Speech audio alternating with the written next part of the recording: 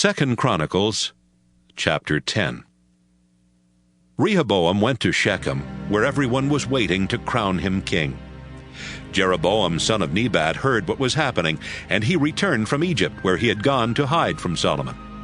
The people from the northern tribes of Israel sent for him. Then together they went to Rehoboam and said, "Your father Solomon forced us to work very hard. But if you make our work easier, we will serve you and do whatever you ask." Rehoboam replied, "Come back in 3 days for my answer." So the people left. Rehoboam went to some leaders who had been his father's senior officials, and he asked them, "What should I tell these people?"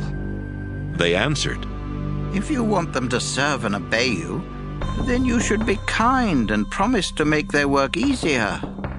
But Rehoboam refused their advice and went to the younger men who had grown up with him and were now his officials. He asked, "What do you think I should say to these people who ask me to make their work easier?" His younger advisers said, "Here's what we think you should say to them. Compared to me, my father was weak. He made you work hard, but I'll make you work even harder. He punished you with whips, but I'll use whips with pieces of sharp metal." 3 days later, Jeroboam and the others came back. Rehoboam ignored the advice of the older advisers. He spoke bluntly and told them exactly what his own advisers had suggested. He said, "My father made you work hard, but I'll make you work even harder. He punished you with whips, but I'll use whips with pieces of sharp metal." When the people realized that Rehoboam would not listen to them, they shouted, "We don't have to be loyal to David's family. We can do what we want. Come on, people of Israel, let's go home. Rehoboam can rule his own people."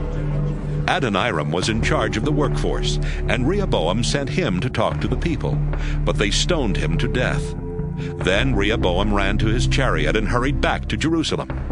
Everyone from Israel's northern tribes went home, leaving Rehoboam to rule only the people from Judah. And since that day, the people of Israel have been opposed to David's descendants in Judah. All of this happened just as Ahijah, the Lord's prophet from Shiloh, had told Jeroboam.